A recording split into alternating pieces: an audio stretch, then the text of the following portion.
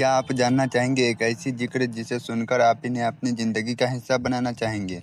और सबसे ख़ास बात, इसे पढ़ने में मुश्किल से कुछ सेकंड लगते हैं। हम अपनी ज़िंदगी में ना जाने कितनी चीज़ों के लिए वक्त निकालते हैं। सुबह उठते ही मोबाइल, दिन भर सोशल मीडिया और रात को सोने से पहले भी मोबाइल हाथ में होता है। लेकिन क्या हमने कभी सोचा है कि अपने रब को याद करने के लिए हम रोज़ कितना वक्त निकालते हैं? एक बहुत ही आसान जिक्र है, सुबहान अल्लाहि व बिहम्दिही, सुबहान अल्लाहि व बिहम्दिही, सुबहान अल्लाहि व बिहम्दिही। इसका मतलब है अल्लाह पाक है और सारी तारीफ उसी के लिए। बस इतना सा जिक्र, लेकिन इसकी फजीलत बहुत बड़ी है।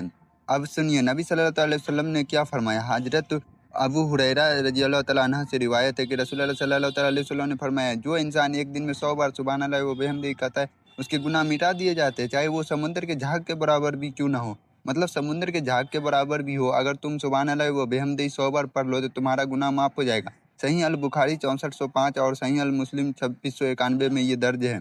सोचिए हमसे रोज कितनी गलतियां होती है, कभी जबान से, कभी नज़र से, कभी किसी के बारे में बुरा बोल के, और कभी ऐसी गलती करके जिसका हमें बाद में अफसोस होता है। लेकिन अल्लाह ने हमारे लिए अपनी याद और तौबा का रास्ता बंद नहीं किया। इसलिए इस छोटे से जिक्र को कभी मामूली मत समझिए। आप इसे दिन में 100 बार पढ़ सकते हैं। आप चाहे तो 20-20 करके 5 बार में पढ़ ले, या जब भी खाली वक्त मिले पढ़ते रहे। चलते हुए, बैठे हुए, काम के बीच बस अल्लाह को याद करते रहे। और याद रखिए, जिक्र सिर्फ जबान का नहीं, अमल का नहीं, दिल को अल्लाह की तरफ मोड़ने का भी एक जरिया है।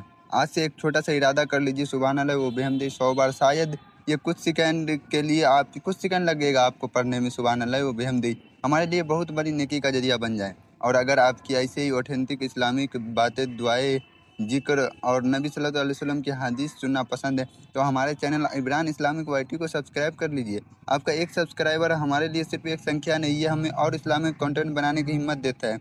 अल्लाह हमारे गुनाहों को माफ़ फरमाए, हमारे दिलों को अपनी याद से ज़िंदा रखे और हमें नेक अमल करने की तौफीक अता फरमाए। आमीन।